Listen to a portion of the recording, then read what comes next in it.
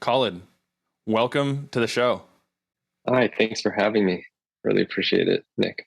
We first connected about almost a year ago, 9 months ago, when I was doing my research into the best variable resistance training systems out there. I came across Harambe and I was impressed. So I'm looking forward to discussing that today. Oh, me too. Me too. I remember our first conversation. That was great.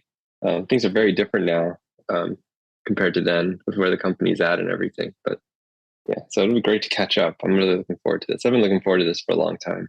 First, start out with a summary for, say, someone in their maybe 20s that knows what resistance training is. They know some of the benefits. Perhaps they have a gym membership, perhaps they don't.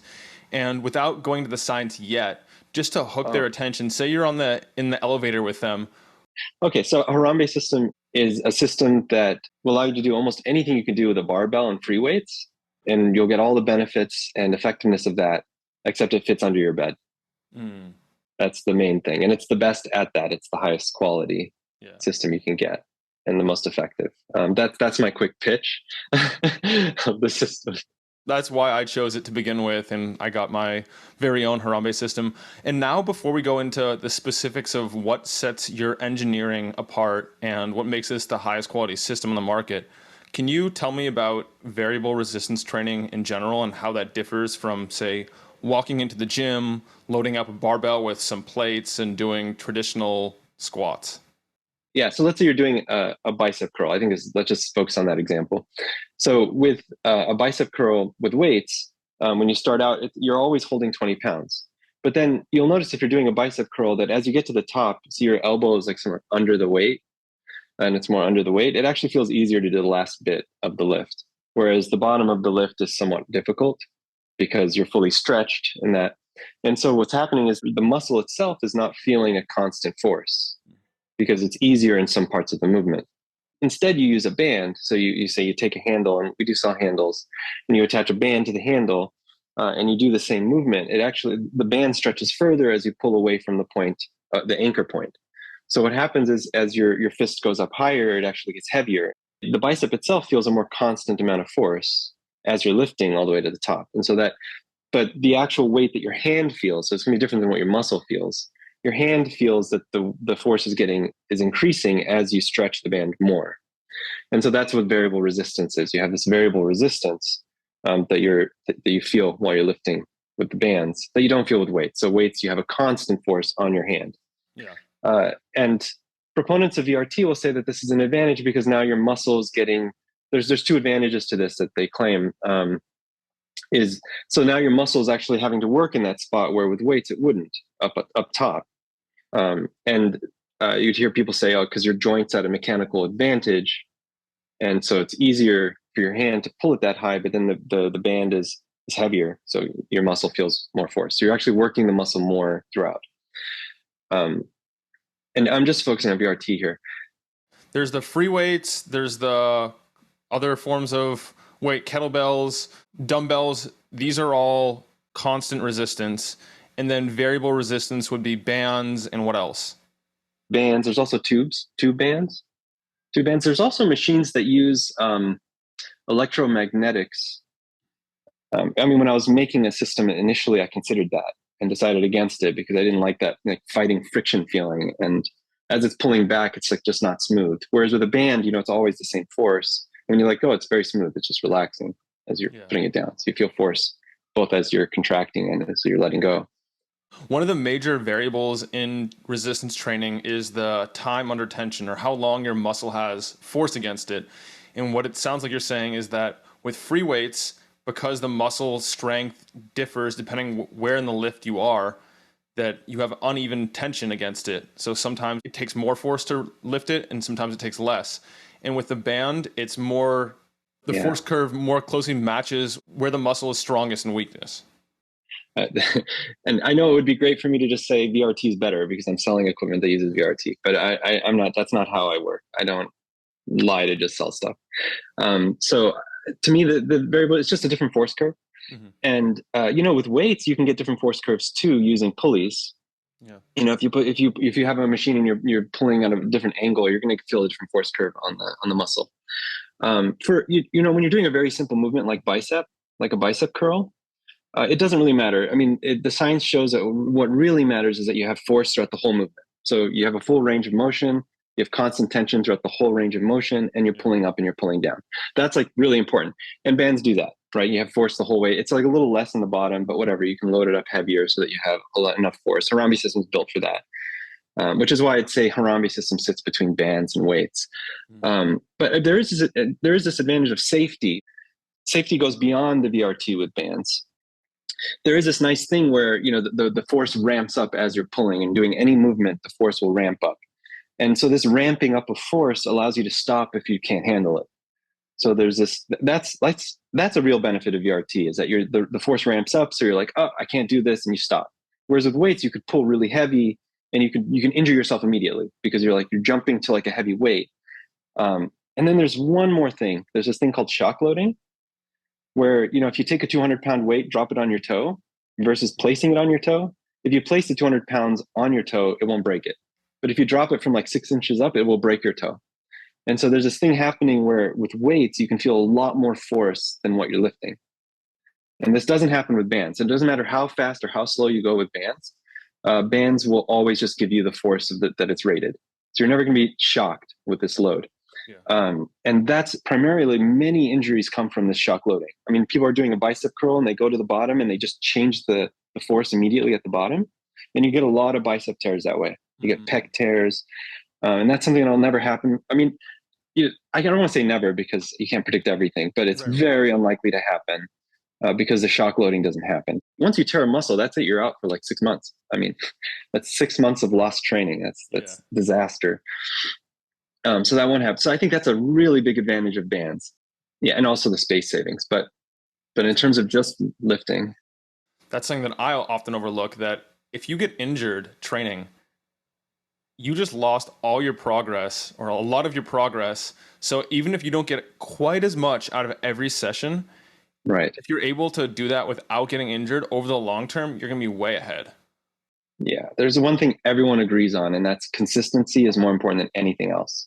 Yeah. I mean, even more important than any program you pick or what you do. And I mean, diet's really important too. But I mean, aside from any of these things in terms of choice of equipment, even, I mean, consistency is more important than anything.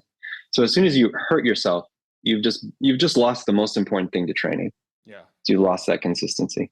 So And also it does something to you psychologically. Like you hurt yourself, or you're going to go back to resistance training. A lot of people stop. A lot of people start weightlifting, and then as soon as they really hurt themselves and can't move the next day, that's it. They'll stop, and they'll never resistance train again, which is a disaster because it's so good for you. Yeah. VRT, variable resistance training, wins in the safety category by a landslide. It also takes up less space. So back when I lived in New York City, I could fit that in my apartment under my bed. So that's a very easy thing to travel with. You can't really easily fit an Olympic barbell in the back of your car, well, at least the back of my car. So it's useful in that regard too. Safety, portability. What about time effectiveness? Because I know when I used to go to the gym a lot, I would often be there for an hour and a half sometimes. It would really drag on. But when I started using Harambe, my workouts could not be that long simply because my muscle would be too fatigued way before that. That's a really great point. And there's something about this also ties back to safety, that with bands you can go to fatigue. So a lot of people say another really important thing is to get at or close to fatigue with every set in order to make that set count. And I think that's safer with bands because of the aforementioned reasons, that you don't have the shock loading, you don't have all of these other things. Whereas with weights, I mean, if you get closer to fatigue with weights, you might hurt yourself. Yeah. And also, there's no one there. You have to have someone there to really get to fatigue. You have to have someone there helping you in the last rep. Whereas with bands, you can just push, because it has this variable resistance. You can just continue pushing until you can't anymore, and then just let go, and then the force goes away. Yeah. So you can take. So in that sense, I think there is a real advantage that you don't need someone there. You can just you can do every set to fatigue, and there is a lot of a back and forth on whether what a volume is appropriate for anybody. And I think it's the same, bands versus weights. The volume is dependent on the person, and it's just another way of overloading the exercise, meaning just making it harder so that you build more muscle. And everyone's at a different point with their volume. So as you're training, and you might notice you start plateauing, you want to, one way to get over that is instead of just making the resistance heavier, just increase the volume. So you'll add another hard set instead of one set of that movement. If you're interested in growing that muscle, some people don't want to grow certain muscles. So it's very personal at that point. But I think this idea that you can go to full fatigue with bands without help or anything is a big time saver. Of course, you don't have to commute to the gym, another big time saver. You don't, and if you're doing deadlifts and you want to load up 500 or 400 to 500 pounds, that takes a lot of time loading up all those weights. And like, whereas you load up 2 bands, it takes like less than a minute when you load up bands on the system. So that's another big time saver. You do have to be very careful though, if you're going from bands to weights because of the shock loading thing. If your muscles are not ready for the shock loading, you can tear stuff. You've been training with something that will always give you 400 pounds, no matter what. In fact, with bands, if you jerk, like if you do this thing where you like start jerking, it actually reduces the weight. So, which is bad form. You shouldn't be jerking. But it makes it easier. So it actually protects you when you're doing that. Whereas with weights, if you do that, oh, that's very bad. You're very likely to hurt something. When I moved to Austin from New York, I didn't have a gym nearby. I didn't have a car. And the nearest gym was like a 25-minute walk. So it sucked up a lot of time. So I immediately decided I want something at home and portable. So I actually got a pair of adjustable dumbbells, and then I got this system, and I have some blood flow restriction bands. And when I reviewed the science on it, it seems that the best approach is to combine both constant resistance and variable resistance. So I try and sprinkle in some of that, some of both. Oh, that's great. I've also heard good things about blood flow restrictions, just a little scary. The KAATSU devices are the ones that are the go-to, the ones used by elite athletes and rehab clinics and doctors and everything, but they tend to be a bit more expensive. So unless you have the budget and you can, I recommend learning how to use BFR with someone who knows what they're doing, a skilled practitioner, and then eventually upgrading to KAATSU if you can afford it. Oh, it's so cool. I watched your video review of Harambe System. Very, very thorough, very good. And your story was really interesting. And it's also helpful for me to see stuff like that. Now that we've explained a bit about what variable resistance is, how it compares and contrasts to constant resistance, now let's go into what the Harambe system, now there's multiple, so systems are. And let's assume that people cannot see the YouTube video that will accompany this. Let's try and describe it simply. I'll start off by giving my take of what it is, and you can correct wherever necessary. Okay. Basically, there's a foot plate that you stand on that has channels cut into it, and you wrap different resistance bands around, depending on if you want high resistance or low resistance, and those attached to a bar via a sling system. And then you stand on top of that platform and you do whatever lift you would do with free weights, but with this system that has a heavy duty bar. Add and elaborate wherever necessary there. The main difference between the two bundles, we sell a K bundle and a T bundle. The bar that comes with it is different. And they're both heavy duty. They both can handle 1,000 pounds. They're both all stainless steel, which is the highest quality steel you can get in fitness equipment because of the durability, and like the knurling is better with stainless steel. But they both can handle 1,000 pounds. Both very strong. They're rated to handle a ton of force, more than any of the other systems that I came across. And what else sets it apart? Why can't I just go to Amazon, buy a single band or two, and just use that in place of this whole system? Because it'd be a lot cheaper. If you just hold a band in your hand and stretch it, there's one annoying thing that happens is that the latex can start pinching your skin. And that's really annoying because you want to get to full fatigue, which is kind of a painful thing for your muscle. But your body's like kind of a complicated thing. If you're feeling pinching from a band, your body's like, I can't take that anymore. You need to stop. And it'll actually have you stop before you fatigue the muscle, just because you're ripping your skin off. And so that's an annoying thing. You definitely don't want that to happen. I mean, it's okay to do isolation stuff with bands. You could wear gloves. Okay, gloves will solve this problem. But then you have another problem.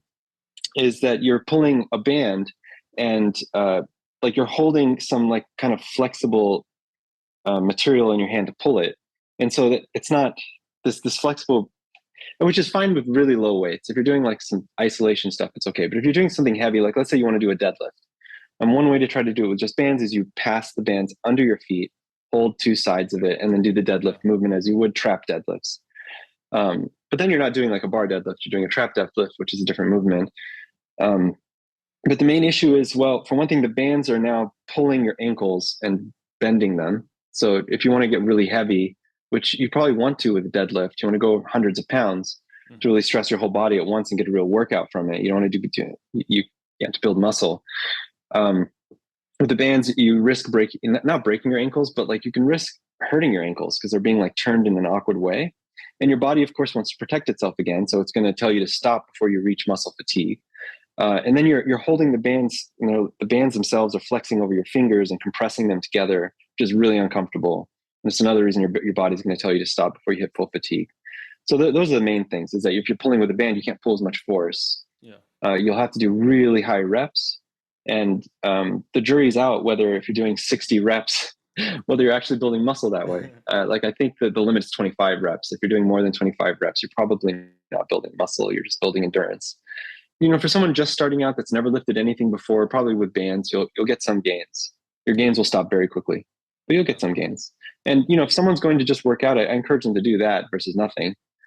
But to take it to the next level, you have a bar. And there is a lot of research comparing. Now you need something between an interface between you and the bands. And we sell two interfaces. We sell a bar and we also sell handles. Mm-hmm. And I think for me, the ideal resistance training program uses both. You have isolation movements and compound movements. And the best way to experience compound movements is to use a bar, in my opinion, because, and this is a little bit complicated to explain. If you're loading up, let's just talk about weights right now. If you're loading up an Olympic barbell with 300 pounds of weights and you're lifting it up versus two dumbbells and you're lifting it up. So you already noticed that when you're lifting two dumbbells, there's this freedom, like your right arm can go down, go up. So you don't have this like tension that's locked in. Mm-hmm. And one thing you'll hear a lot of Olympic lifters say when they're lifting very heavy is the most important thing to lifting well and doing really heavy squats or deadlifts is that your whole body is tensed so that nothing moves. Yeah. And so what the barbell does is it prevents there's no flexing of the barbell. You're not going to flex the barbell. Maybe just a little bit if you're lifting really heavy, like a tiny amount, but you're not really going to flex the barbell. So it's giving you that added security. And because of that, you can actually lift heavier. And so with compound movements, it's really important because you're hitting a lot of muscles at once. And you want to stress them all really, really, really heavily. And so I think it's very important for growth. And there is data supporting this. There are really well done trials showing that lifting with a barbell does, doing compound movements with a barbell leads to a lot of benefits. I mean, more muscle, it's less time to gain more muscle. It's like better on almost every metric. Mm-hmm. So that's why I would recommend using a bar for the compound movements. Now, you handles for like isolation movements are great. Yeah. You don't really need them unless you're really trying to optimize how your body looks. So you want, for some reason, you have a lagging muscle and you want to strengthen that. Isolation's great for that. Yeah, compounds should be the basis of every good workout routine programming anyway. So it makes sense to have a bar. Otherwise, you'll be building endurance and not strength. I agree. I totally agree. Weight has momentum. So it takes effort to move it to the right or left, even in the air, because it has momentum. Mm-hmm. You have to fight that. So it has this built-in stability. Weights have this built-in stability. Whereas if you have a band that's going to give you 200 pounds of tension and you're lifting at 6 feet in the air, there's nothing preventing you from going left and right with a band, right? Absolutely. I mean, the bar itself is like at most 13 pounds or something. So 13 pounds, you can move left and right. It gives you some stability, but nothing compared to 200 pounds of weight. So you actually are losing stability with bands. And so, which has an advantage. I mean, you're working your stabilizers out, but most people, when they do a chest press, want to work their pecs. They don't want to be working their lats and all these other supporting muscles. So having a bar adds more stability to the workout so you can target your primary muscles better. And you can always take the bar off if you want to work your stabilizers more anyway. That's right. And a lot of people do that. Like strongmen do that, for sure. we've now covered the bar. That was one differentiator between that and your average band you'll find on Amazon or elsewhere on the internet. And then there's also the foot plate, and that's another big differentiator that I discovered. I mentioned this earlier, but if you stand on something, instead of standing straight on the bands, the foot plate is going to keep the bands flat. So it's like you're lifting weights on a flat surface versus having a band trying to bend your ankles. So that's the main advantage to having a foot plate. And a high quality, heavy foot plate like the one that we sell makes everything better. And the only thing it doesn't make better is travel, because you have a heavier plate you have to carry with you. But aside from that, it makes everything better because you're more gives you a stable footing. It's not something that'll ever flip on you. It's very big. It's 24 inches wide, so you have space for a lot of squats. I mean, we can't do a sumo squat, but you can do like shoulder width squats. Most people can. I mean, maybe there's some people that are really, really huge that can't, but almost everyone can do good squats on it. Has a lot of space. That's the main thing. It really protects you, and it lasts for a long time. It won't break. It protects you, and it also protects the bands, because I've gone through a bunch of bands previously before I had a foot plate, and I thought it was just part of normal wear and tear, that they'd wear out every 6 months of regular use and you have to get new ones. They'd snap. And then I realized that if I have a foot plate that's engineered to prevent all that friction that's caused by using bands on metal or wood or other surfaces like that, that just eats away at them over time. Not only am I protecting my ankles and my other joints, but I'm also extending the life of the bands and getting a better force curve, because I'm also able to use the different cross channels differently. There's like three cross channels. So I can change the resistance by using the different channels, or I can sit down on my knees or sit down on my butt, and I can just do all different types of exercises with different resistances. And I can also even change the band. So there's a bunch of different ways to get very precise changes in the resistance. Yeah, a lot of work went into that foot plate. A lot of work. The slings. The slings are rather unique. And what are they, and why did you add slings into your design? Before I designed Harambe System, there were three major ways to attach a band to a bar. One of them was to just pull the band over the bar. Another one was to attach a carabiner to the bar and then just put the band through the carabiner. The third way is to just attach some sort of hook to the bar and put the band through the hook. And I didn't like any of those ways of doing it. If you put the band on the bar, it's a lot of tension, for one thing, and you can't stack the bands as well, because if you put a band on top of the bar, you put another band. Where do you put the other band? Where do you put the band on the bar? You lose this consistency of like how much force you're going to get. So I didn't like that. And also the bar won't rotate because the band is holding the bar, so you can't rotate the bar. So when you're doing something like a bicep curl or even a deadlift, I mean, you don't get the same kind of freedom with the rotation. With a bicep curl, it puts weird torque force on your wrist if it doesn't spin. And if you're going really heavy, it's kind of annoying. And then with deadlifts, it just doesn't spin at all. So it's sort of just stuck, which, maybe someone likes, but I didn't like it. I mean, I preferred to recreate the barbell deadlift, which barbells spin. So you lose that. So it doesn't spin. And then you don't have the stacking. And with carabiners are just really annoying to load. You have to like open the latch, put the thing in there, not scratch your band as you're getting through the gate. There's just not that much space, and then you're attaching it back down. And usually most bars that have carabiners are attached via some sort of circle on the bar. So there's all this clanging, and like how it attaches to the circle matters. And then the metal is rubbing on metal, so it causes over time it'll wear the metal out. You have all these little things that go wrong with carabiner. But mostly the biggest thing for me is that it's very hard to load a carabiner. You have to unlock, put it on. And then there's a hook, which now you don't have the gate in the way anymore. You can just put the band through. So it's easier to load because you're just putting the band through. The issue though, is that with hooks, so if you look at a hook from the side, it's attached to the bar on one side and it has an opening on the other side. So I like to describe that as not being symmetric. It's not the same on both sides. So it's attached on one side. This causes a couple problems. Because the hook is being turned and there's some torque on the bar, this can cause it to jerk unexpectedly in your hand. It also puts torque on the attachment point because you have a straight piece of steel that's being turned. And this is a problem that actually occurs with carabiners too.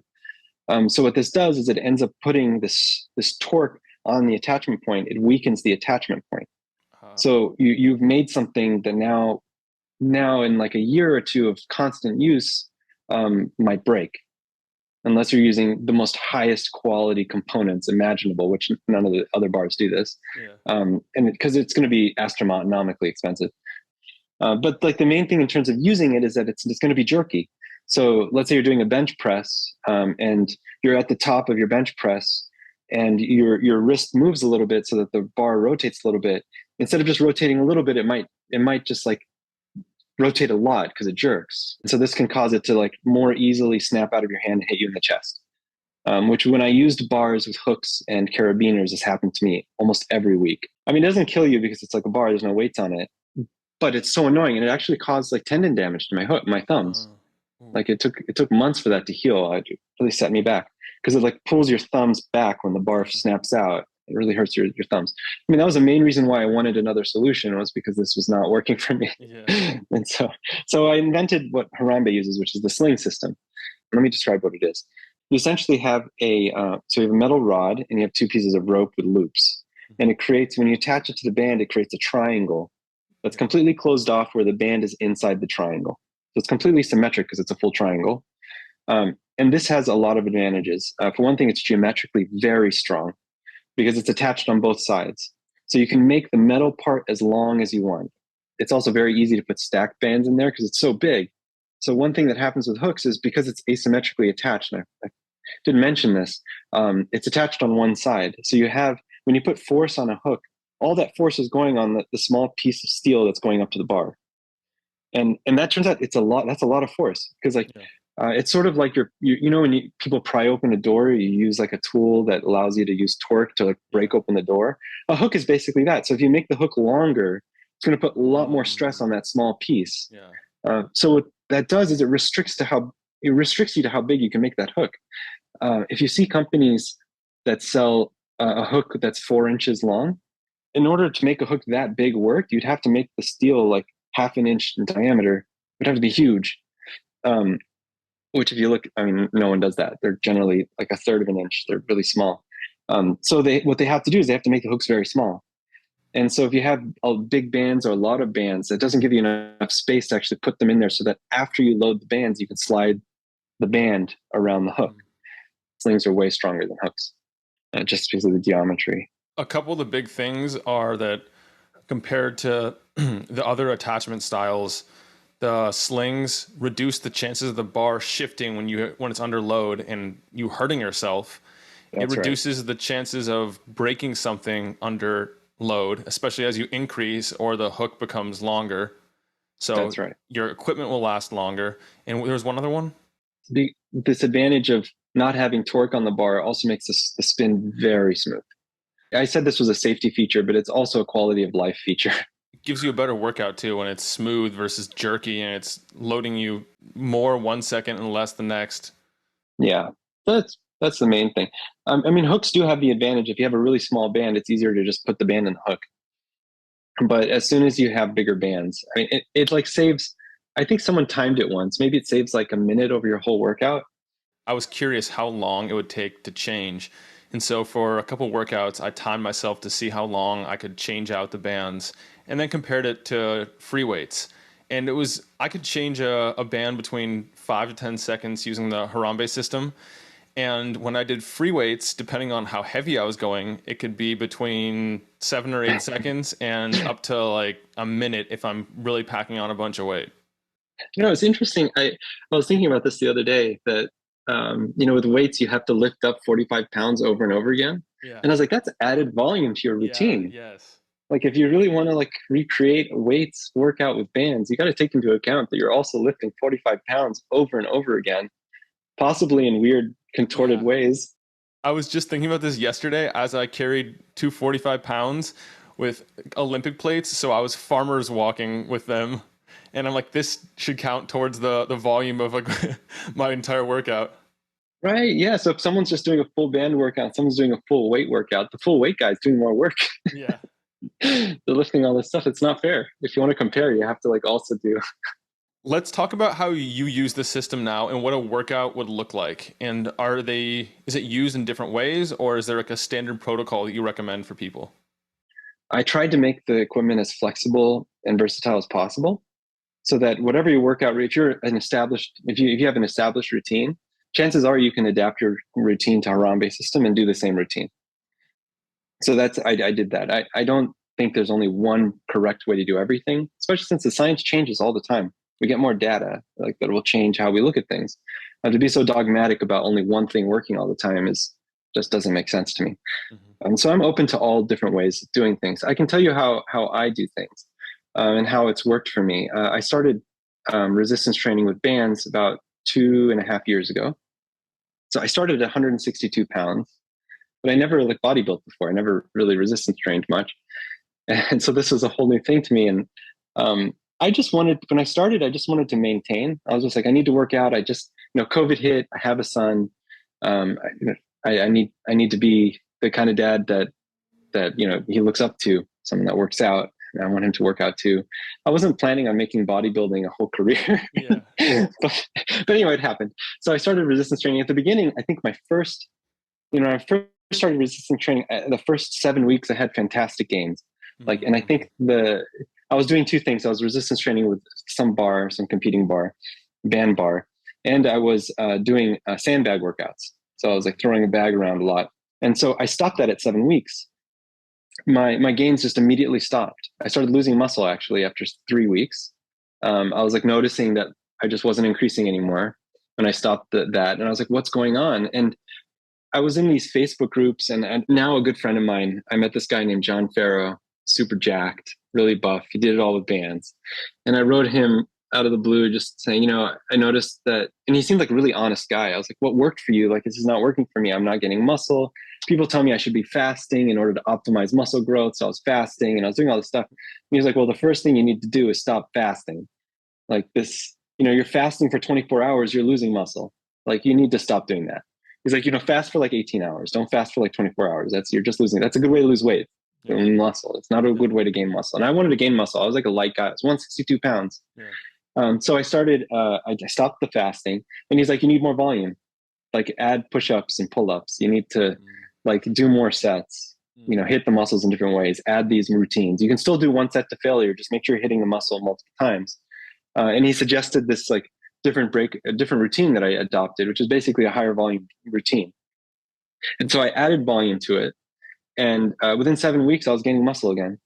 I was getting wrist problems. I was getting shoulder problems. I was having problems with squats because the foot plate that came with that system was like really narrow. So I was having all these problems. And so I needed something different. So I basically invented Harambe System. It took 4 months. I showed it to some friends. So like John Farrow and these people, and they're like, wow, this is like such a great system. We want one. And so I started giving people systems. I like gave a couple people systems, and I was like, maybe I should be trying. I mean, this is costing me a lot of money Yeah. because I was using really high quality materials because I like to have stuff that I know will last. And I'm Yeah. very, if I'm going to give someone something to use, I'm not going to give them something that has any chance of breaking. That's just not how I work. I'm not going to do that. So I used really high quality materials. I wanted stuff that lasts. I mean, we have 10-year warranties because our stuff will last longer than 10 years. Yeah.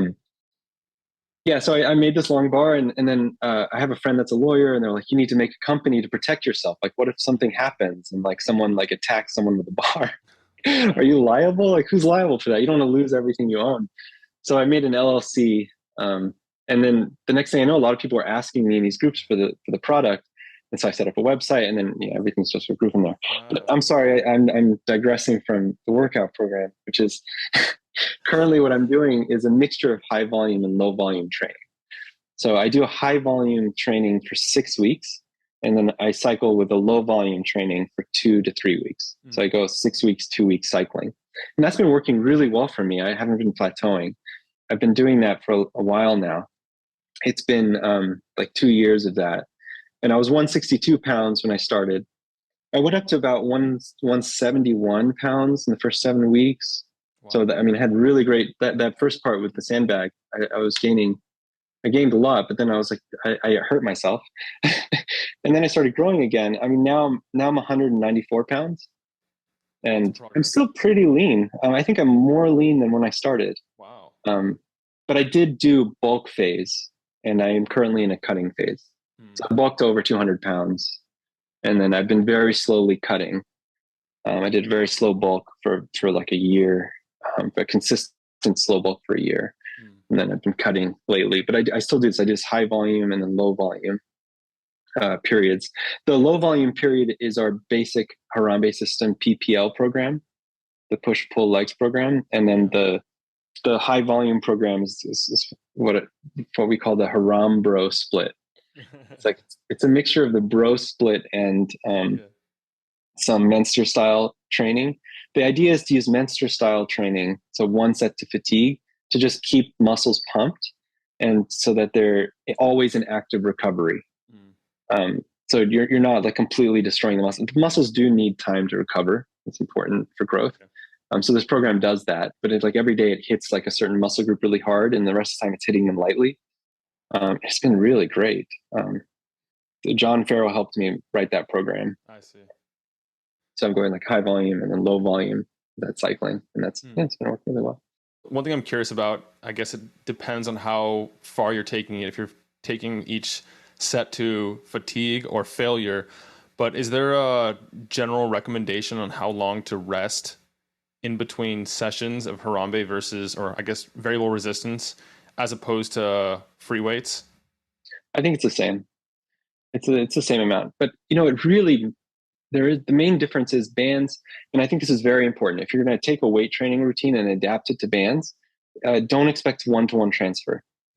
Hmm. Variable resistance does change the movement and what muscles it hits.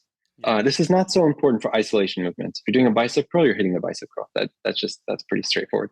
The issue is if you're doing like a squat or a deadlift, it really does hit the muscles it changes the muscles that are being hit. Hmm. Like for instance, if you're doing a back squat with Harambe system, a back squat, the tension's it's heavier later in the movement versus earlier in the movement.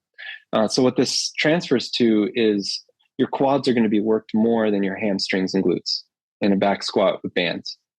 So you have to take that into account in your routine. You have to have some other way of hitting your hands and glutes. But this is great because with deadlifts, you have the opposite effect. If you work the top part, you're actually hitting your glutes and hamstrings harder and not hitting your quads as much. And it's also hitting your spinal erectors pretty hard. Yes. That's also a big back workout. Yep. Oh, so you have to take that into account that these compound movements are going to hit certain muscles differently with bands. And so our workout routines take that into account. Aside from that difference, the rest is about the same. If you're doing like isolation movements, it's good to rest between 2 and 5 minutes for isolation movements. Maybe err towards 5 minutes if you're doing compound movements, so your overall system can recover. I think it's important to rest unless you're doing drop sets, but there's a reason. I mean, and the Harambe split does have drop sets where you're actually trying to suffocate the muscle. But that's like built into the programming that you're like, for some things, it's just like really long sets. It's almost like you're trying to recreate the effect of blood flow restriction Yeah. by suffocating the muscle by not letting it rest, but hitting it with smaller weight. There isn't that much science on this, but I think it works really well. I've been responding really well to it. I'm beyond 2 years of training, so I think that's usually you plateau at like 2 years, and I haven't plateaued yet. That's something that I like to do also. I like to combine Harambe with either blood flow restriction, or KAATSU, whatever you want to call it, and or also super slow strength Doug McGuff style workout where it's 90-second sets, 10-second reps, Yeah. up and down, and just constant time under tension. And that's a similar thing where the muscle really fatigues, or even towards the end should fail. So that's been Yeah. one that I notice. And after that, the next day, especially when I haven't used it in a while, I feel different soreness than I do from the same or similar lifts with free weights in the gym.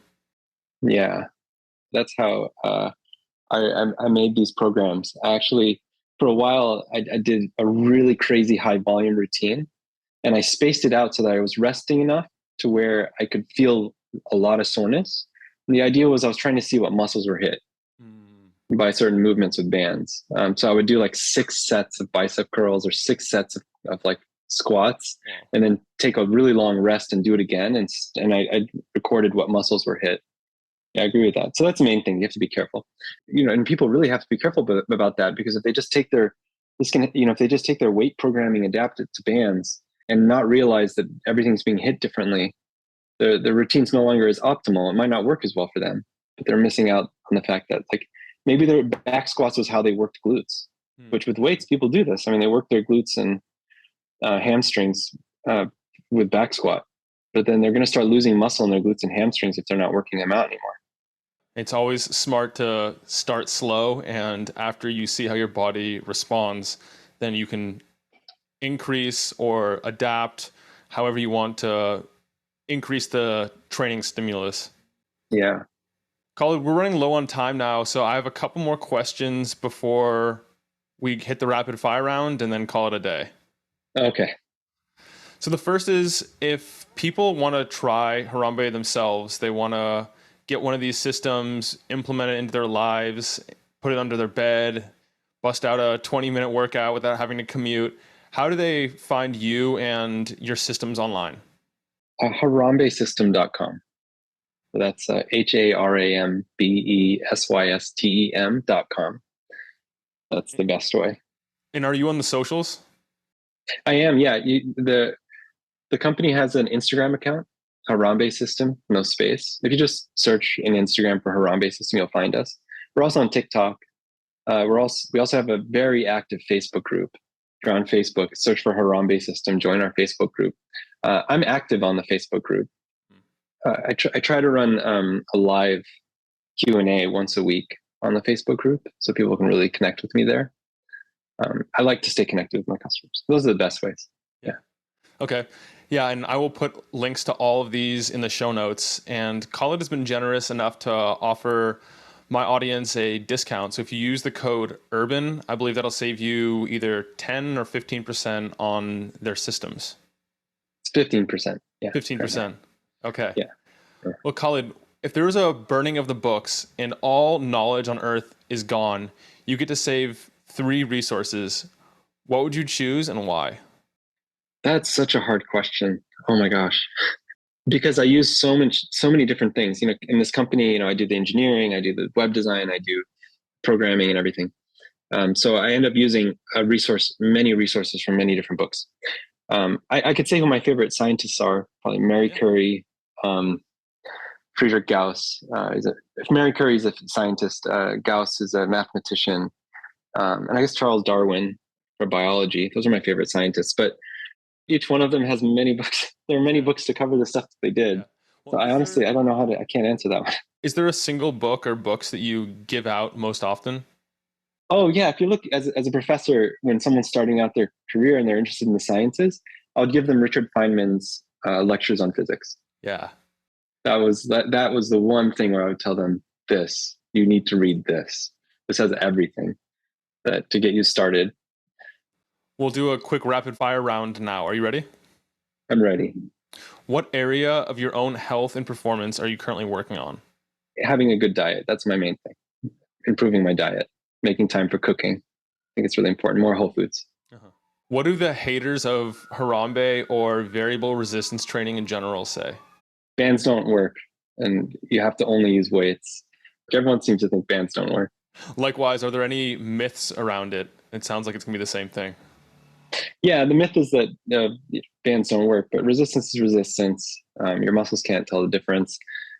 There's a lot of data backing that up. They've done large-scale studies where people, trained for a couple months using weights and using bands, and they noticed the same strength gains using bands or using weights. Yeah. That's a big myth of training. Also, another really big myth is that you can gain muscle by starving your body. Like removing nutrients from your body to gain muscle. I think that's a big myth. Right? Yeah. Your body is like a flower. It's not going to bloom unless it's in optimal conditions. And if you're starving it, not hydrating it, it's not going to grow. Since your systems are north of $500, what's been the best life-changing purchase under $500? Oh, for me? I would say there are some supplements that have been fantastic for me. Vitamin D and magnesium. Oh, that's a big one. Magnesium has been really great. I have migraines, and that's changed so much for me. Magnesium, vitamin D, creatine. I actually find creatine gives me a lot of energy. during my workouts. I really am a big fan of creatine and caffeine. Mm. Without caffeine, I'm nothing. I cannot function. Yeah. So those things. Notice protein is not on this list. Hmm. Let's say because I don't. I feel like you can get protein from natural sources, Yeah. and it's more than easy enough to get all your protein needs from natural sources. So. Yeah. And I think what's really fascinating is the emerging research around creatine as a nootropic and other non-athletic performance benefits. What do you mean by nootropic? I'm sorry, I don't know what that is. Oh, mind enhancer, like staves off Oh yeah, cognitive illness, and because it improves like nutrient delivery throughout the body, it's being now investigated for all kinds of other things that are unrelated to its foundation as a sports performance supplement. yeah, yeah. That makes sense. Yeah, I feel like it's just a matter of time. It's going to be included in these supplements where it's like one a day. Yeah. Soon they're going to have creatine in there because it Yeah. has all these other benefits. Exactly. What's one thing the Harambe tribe does not know about you? I initially was an artist. Hmm. That was before I became a mathematician. Most people know I'm a math professor, and that like I'm a math professor turned to fitness. Yeah. But initially, I was an artist. Up until my second year of college, I thought I was going to be a studio artist painting things. It was a math professor that came up to me and told me, it was like, math is very similar to art, and it's more likely to get you money. So you might want to consider doing this. I think you can make a living. And I was like, oh, I love math. So I like switched.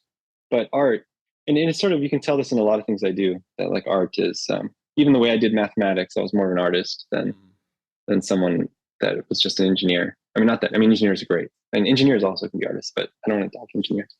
Cool. How would you like to leave the audience? Is there anything in particular? If there's anything you get from this, resistance training is really good for you. It's medicine. If you're not resistance training, please look into adding resistance training into your life. It doesn't have to be with Harambe System. But if you make that step, and the first step is so hard to start, putting your health first and putting time for yourself, it's worth it. You will be able to help others better after you do that. So, I mean, my main takeaway I hope people get from this is, resistance training is very, very important. And, you could do that with bands if you wanted to, but, please just do it. Perfect. Well, Khalid, thank you for your time today. I'm also a huge proponent of muscle-centric medicine, and it's always great to connect with someone who's helping change the world and getting people more fit, more active, so they can reach out and help their own family, their community, their friends. Thank you, Nick. I really appreciate your time. This has been great. I'm Nick Urban here with Khalid Bou-Rabee, signing out from mindbodypeak.com. Have a great week and be an outlier. I hope that this has been helpful for you. If you enjoyed it, subscribe and hit the thumbs up. I love knowing who's in the 1% committed to reaching their full potential. Comment 1% below so that I know who you are. For all the resources and links, meet me on my website at mindbodypeak.com. I appreciate you and look forward to connecting with you. As a reminder, the information depicted in this video is for information purposes only. Please